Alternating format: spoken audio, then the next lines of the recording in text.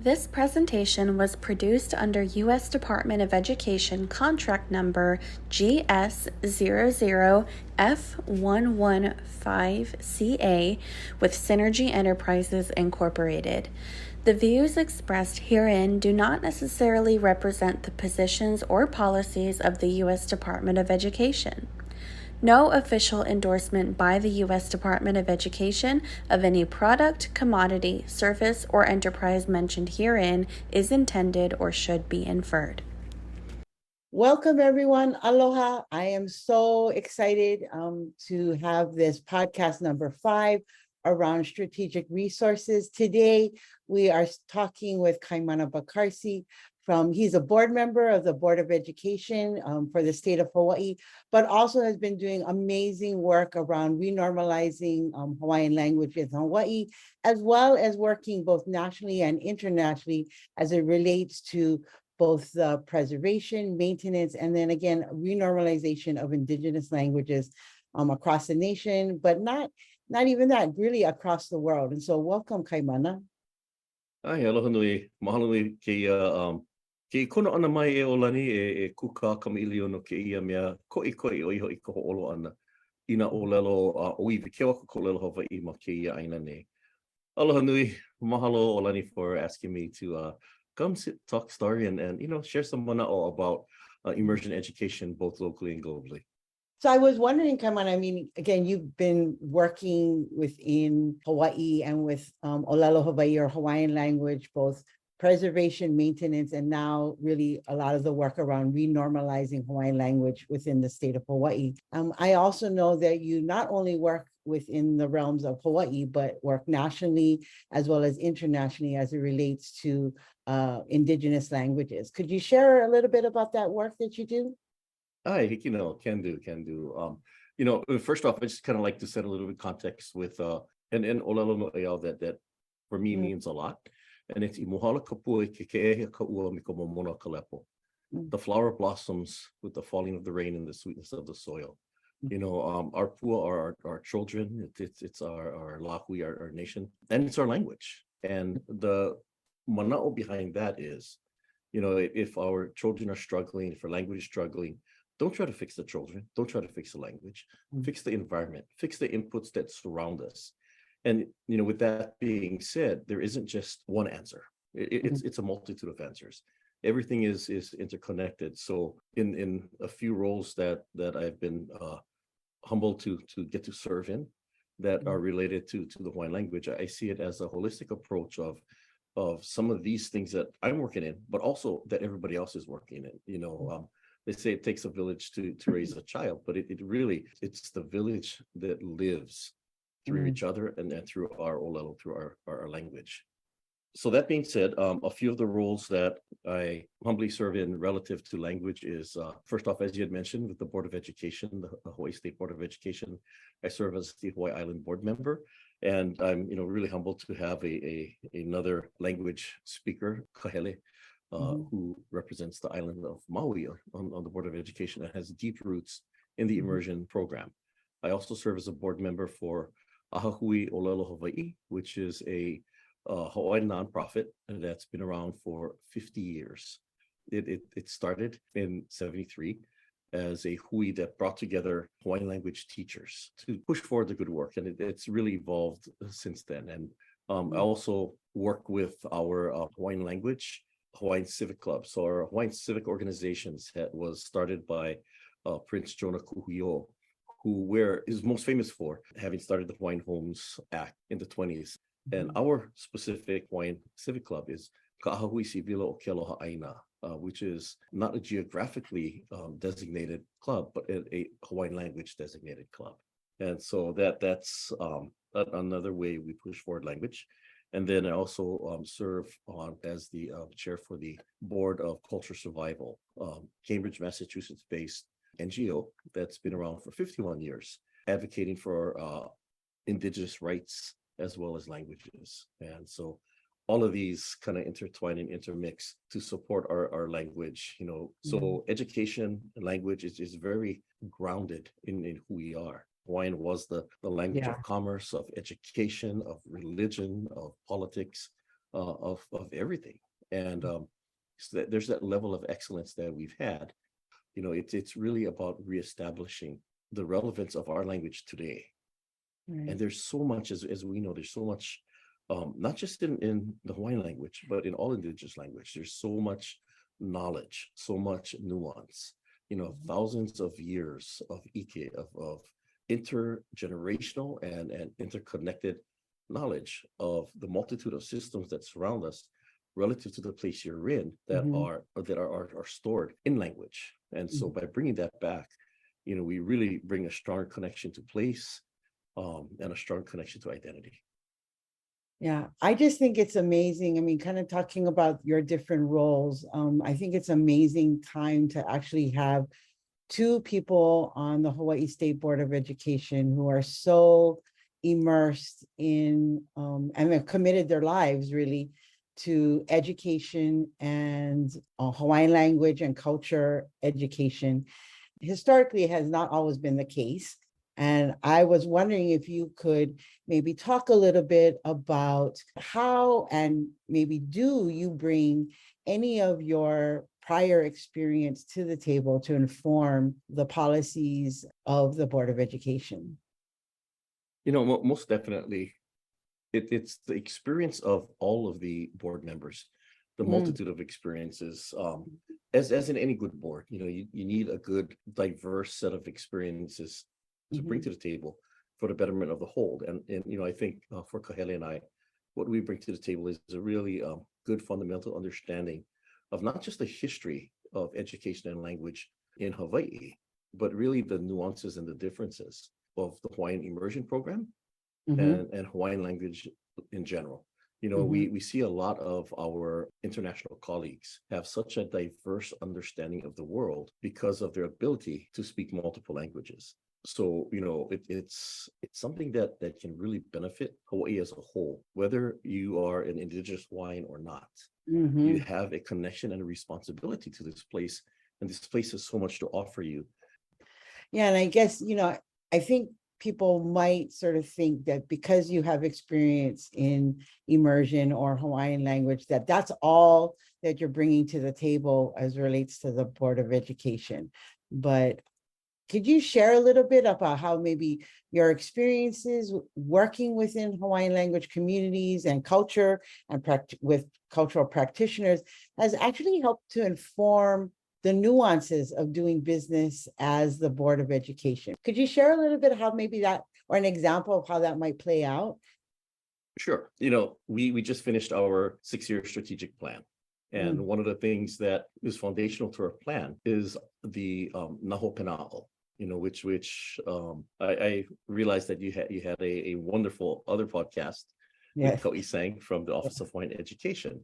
And really it's about being able to bring the tenets of Naho Pena'o and make it a core part of the values of our strategic plan. It's more than just a curriculum, a check the box. I learned this today, but it's really about how to influence people's worldviews and understanding and sense of place, sense of commitment to place, and value and identity. And Hawaii has become such a multicultural venue.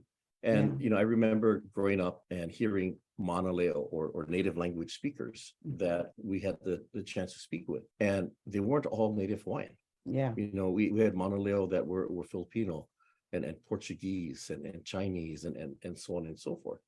There's so much value that we can all come around, and Naho Pena'o is one of the things that does that. And our experiences have allowed us to, on the board level with other board members and with the public, prioritize that and share how it's of value to the greater Hawaii, and not just to Hawaiian students or Hawaiian immersion.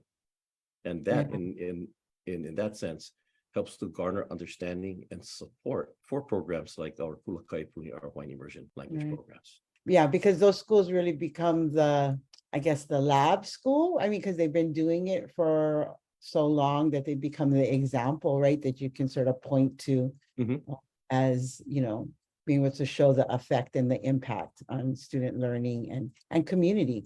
Absolutely. I think also, though, that these schools, they not only become the example, the hope is and the intention is that people aspire to have some of that, whether you're in immersion school or not, to aspire to say, oh, I want some of that. That is important for us to have here in Hawaii. The revitalization and the renormalization of our language, Mm. it cannot happen only in the schools. The schools are an integral part. They Mhm. are the core and the foundation, but it has to happen within the community. And Yeah. so, I think by the examples and the good work that a lot of these schools have done, whether they're DOE immersion, charter immersion, private, or whatnot, in setting an example, but also being very welcoming and being very open to share, I think we're on a really positive track. Yeah. Let's talk a little bit about the renormalizing. I mean, because there are, many languages that right now are sort of in either the preservation or maintenance. But I know in being in this community that there is a lot of work going on around renormalizing. I mean, could you share just maybe some of the work that you're doing around renormalizing Hawaiian language within the state of Hawaii? Absolutely. And I think I look at it less of the work that I'm doing, more so the work that I'm engaged in with Yeah. many, many, many others. We talked a little bit about Naho Pana'o, which is a construct of the Department of Education. Well, longstanding before then was Kumuhunu Mauliola and Mhm. Nahunu Mauliola, which is another very similar and in certain ways deeper connection to Hawaiian being. And the beauty of it is there's not just one answer, but when you look at it in a multiple set of ways, then you start to get a fuller picture Yeah. of what it is and what it can be and what it should be. Now, speaking a little bit about the renormalization of Hawaiian language. When we were early on in our careers within Hawaiian language, when we heard somebody speaking Hawaiian somewhere, we knew them. Yeah. I remember my wife and I Yeah. had taken a trip down to Tahiti. In the Super Whare Nui in Huahine, we heard Hawaiian language being spoken. And I'm Mm. like, I know that voice. We ran around the corner and we saw who it was, Mhm. right? And then you advance a few more, maybe another decade or so. We see that every once in a while you hear Hawaiian language being spoken, especially by a younger generation, and you don't know who they are. And you're like, okay, well, this is awesome because the base is getting wider and wider and wider. Right. And then you look at today, I would say that in public, when I hear people speaking Hawaiian, more often than not, I don't know them. Yeah. We're not familiar with them. And that's how much our language has spread. There was a study that was done in the 70s, in around 75, that looked at how many mana leo, how many native speakers were left under the age of 18. Mm. And the number that came out was less than 50. And most of them were from the island of Ni'ihau. And then our friend Kanani Kahonaile, who's an awesome Hawaiian language teacher in of herself and an awesome composer, we were able to help her produce her very first CD that won the Hoku Hanohano Award, and be able to document and record CDs of our Ni'ihau kupuna and families, and it was utilizing our language outside of the four walls of the classroom Yeah. for the greater good and to support the work in the classroom. And then we had built and launched a deep sea voyaging canoe, Hokualakai, as well as some intercoastal canoes, Maiao and Kia'eloa, which the crew and the primary function of these va'a is to be va'a, but through our language. And so these are all steps of renormalizing, and everybody has not only the chance and ability, but the kuleana to renormalize. I remember the first time getting Starbucks in Oahu and hearing the barista speak Hawaiian and it interact in Hawaiian fully. That's renormalization. It's really about our community coming together and prioritizing Olelo Hawaii, no matter what level you're at. Yeah, I mean, if you are ever traveling through like the Honolulu International Airport or the Hilo International Airport, for those who are listening to this podcast, after you listen to it, you might hear a familiar voice on the overhead speaker. Our guest here, Kaimana, you'll hear his voice over, and it's just part of that really renormalizing Hawaiian language in everyday life, whether you're at the airport, whether you're at Starbucks. Like some of our grocery stores have items also named in Hawaiian language. Some businesses are integrating Hawaiian language speakers into their businesses and utilizing it as a business language.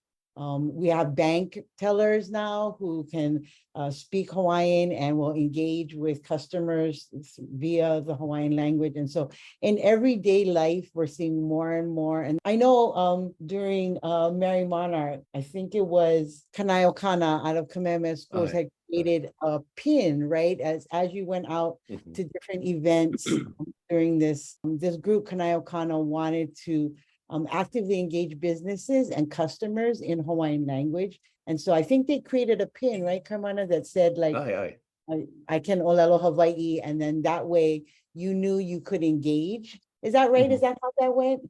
Yep. It was in olelo Hawaii oi. Yeah. Olelo Hawaii oi was the pin, and I'm glad you brought up Kanaiokana because it's a wonderful group, and it was assembled by Kamehameha Schools, but the group itself is an autonomous group that is supported by Kamehameha Schools, and it's made up of educational and community partner organizations that are interested in furthering Hawaiian culture and language and education. And I sit on their Ho'okuluma Olelo Hawaii committee, which is the Renormalizing Hawaiian Language Committee, and that was one of the fun projects we got to do. And of course, all of our other friends were saying, "Hey, how is it that you create a project that allows you to go to craft fairs all day?" but it really was about renormalizing and engaging. There's a term that we often use called kanakonomics, right? Really, how do we infuse our own language and our own culture into the economies here in Hawaii? How do we create an economic benefit? One of the things that I love about our board policy over at the Board of Education, right? And it's 105-8. And one of the things that it talks about is the qualifications of our teachers being fully qualified in both English and Hawaiian and being compensated as such. Nice. And so we need to show that our language here in Hawaii is more than just a nice to have. It is an advantage. Yeah. How do we use that language, our Hawaiian language, as well as other indigenous languages for other indigenous peoples, as an advantage, as a value, right? And not just a nice to have. Right. Absolutely. A lot of these, and I've also spoken with other indigenous people, creators and creatives, right? Whether on Turtle Island here in Hawaii, throughout the Pacific, around the world. And one of the things that it's become very apparent that if a native people don't tell their own story, somebody else will. Yeah. It's that connection to their land. It's that connection to their environment. It's a connection to their language, connection to their culture, connection to their kupuna. They know who they are, and they can convey that. When you talk to Uncle Sig, there's always a story about each of the prints. Not, oh well, I thought it would look nice. No, there's a story and there's a reason. Even in the modern realms, right? I remember a specific shirt that he created that had street names throughout Hilo. It was a map and street names. Now you would think that's maybe not traditional, more of a traditional design, but why wouldn't it be? Right. You get a family that is creating through the traditional language and culture and lens, but using the modern technologies of the day through a Hawaiian lens to make them Hawaiian. Yeah. And what I love is, at one time there was a really big push for translating. Now the push is more for transcribing and getting the knowledge out there, and building Hawaiian language speakers. Yes. To pull the knowledge out of all of these texts that was written by kupuna. Yeah. And then to really understand that if you want a fullness of understanding, you need to do it in our language.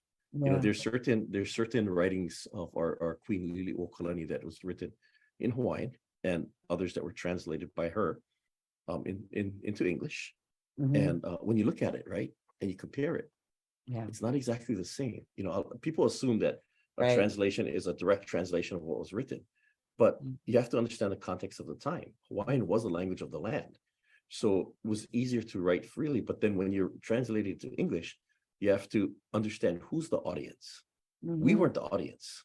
We weren't the audience. So there's so much more nuance and so much more depth of knowledge that can only be unlocked with our native language. And so I think that's another reason that it's so important that our communities support language Mm-hmm. and support our schools in our communities. And for our communities that don't have schools, I think so Hawaiian language schools are a right.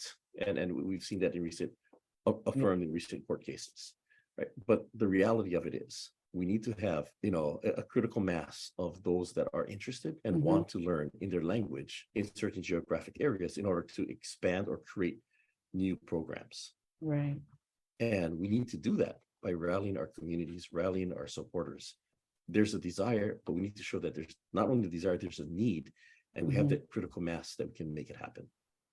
Yeah, I mean, I know, kind of like, again, circling back to, education as being the source in which we create that, I get that critical mass of people. So I know within the state, across the board, it's been a challenge after the pandemic, as far as like recruiting and maintaining teachers. How hard hit has this pandemic been to the Hawaiian language teaching and education community? And what are some of the things that maybe the department or the board is looking at to remedy this challenge? Every one of us hit hard, but what I saw, especially in our, all of our schools were very resilient. They created Mm-hmm. new ways of doing things.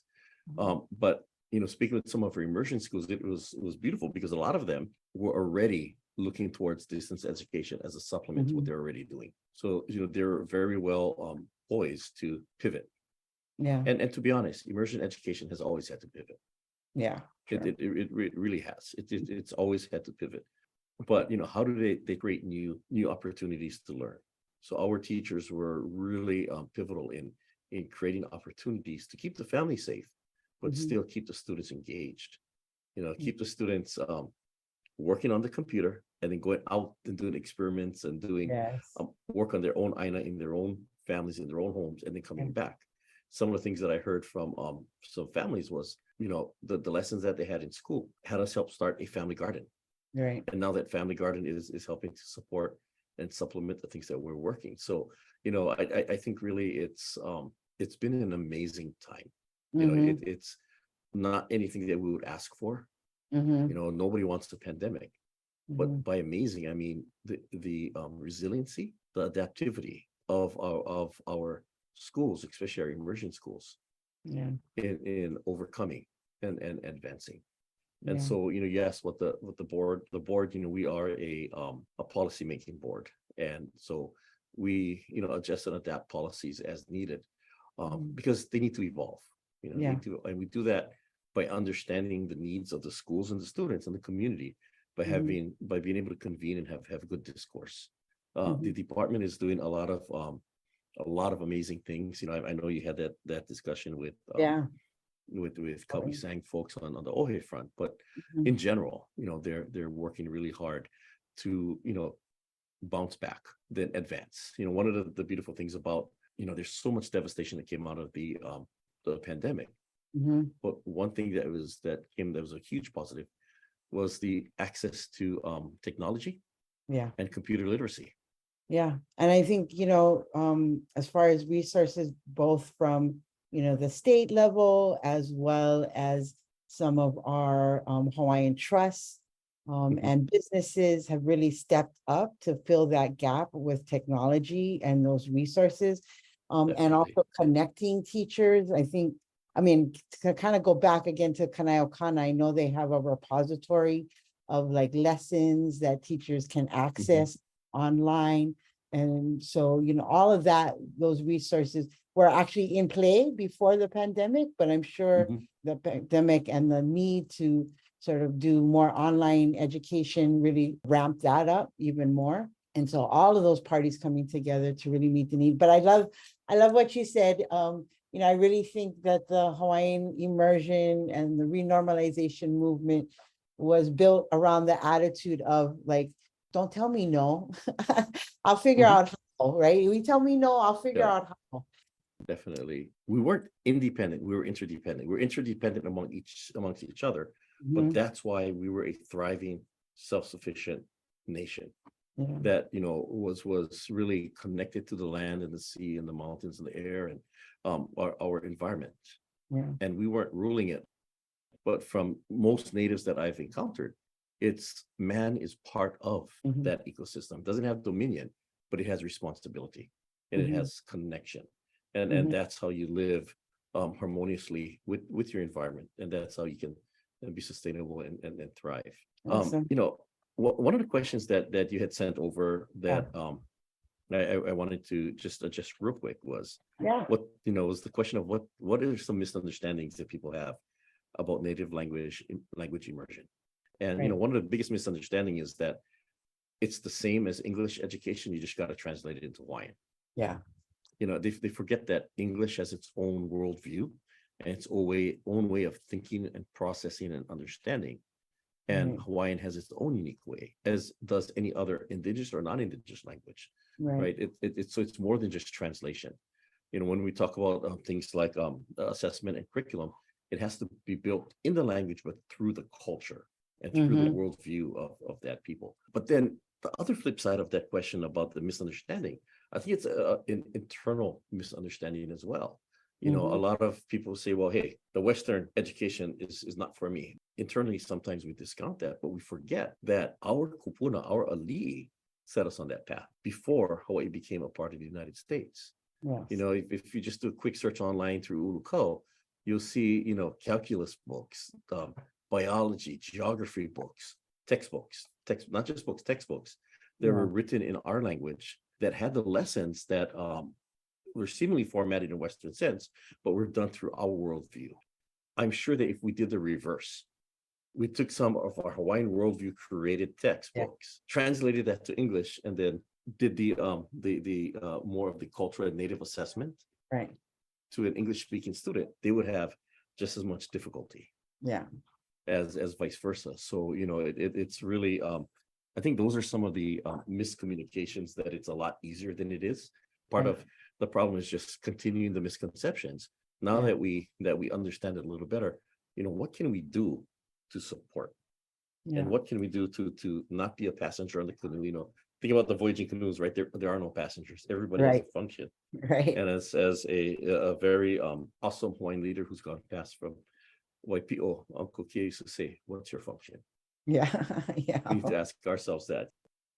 Yes and yes. That was a pretty amazing sort of like idea and sort of like closing. But are there any other like comments that you want to make sure, or ideas or mana'o that you want to share as we close this conversation?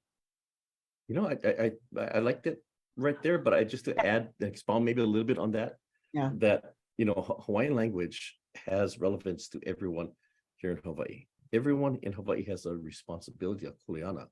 Mm-hmm. And kuleana is not just a lot of people say, well, we've got rights, but prior to the rights, you get responsibilities, and Yeah. that's what effectuates the rights. Yeah. And no matter who you are, where you come from in Hawaii, you have responsibility to the host culture and to keep Hawaii the Hawaii that it is. And the only Yes. way we can do that is by honoring, respecting, and understanding the culture. Just because whether or not you're Hawaiian, you have the opportunity to learn the language Mm-hmm. and to respect the culture. That doesn't give you birthrights Right. that Native Hawaiians have, right? That doesn't do that, but it gives you a better connection to place, a Yes. better connection to people. Awesome. Well, mahalo again, Kaimana, for joining us and for sharing both your work and your ideas. It just was an amazing time to sit down and talk story with you. So mahalo nui.